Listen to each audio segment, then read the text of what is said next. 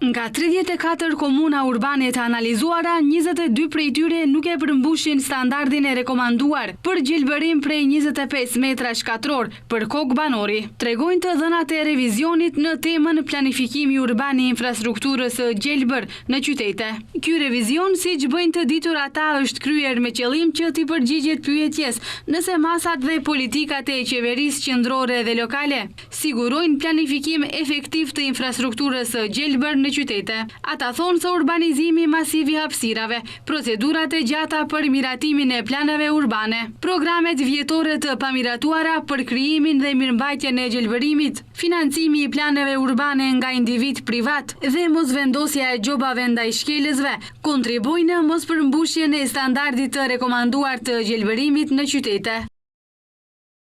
Pamjet e filmuara me dron nga vende dhe qytetet të shumta tregojnë se zonat qendrore urbane të qyteteve nuk përmbajnë mjaftueshëm hapësirat të gjelbërta publike që duhet të kontribojnë në uljen e ndojtjes së ajrit edhe në një mjedis të pastër. Komuna e Çajirit dhe Kisellavodës përbëjnë vetëm 3% të gjelbërimit urban të qytetit të Shkupit, komuna e Gjoçë Petrovit dhe Butelit nga 1%, komuna e Shtipit përbën vetëm 0.39% të sipërfaqes. Komuna e Tetovës nuk ka fare park qyteti.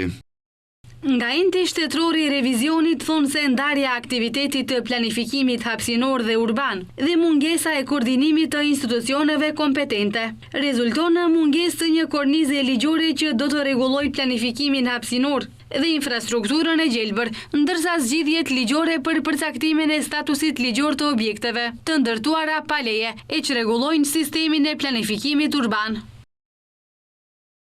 Nga 34 komuna me selinë e qytete, vetëm 2 komuna, qyteti i Shkupit dhe komuna e Ohrit, kanë miratuar strategji për zhvillimin e gjelbërimit. 3 komuna kanë kadastër të gjelbërt në formën e një portali gjeografik, përkatësisht qyteti i Shkupit, Kavadarci dhe Ohri, dhe 18 komuna nuk e kanë përmbushur detyrimin për të miratuar programe vjetore për krijimin dhe mirëmbajtjen e gjelbërimit, gjë që tregon mungesën e vizionit, qëllimeve, aktiviteteve dhe treguesve afatgjat për monitorimin e gjelbërimit urban në nivel lokal.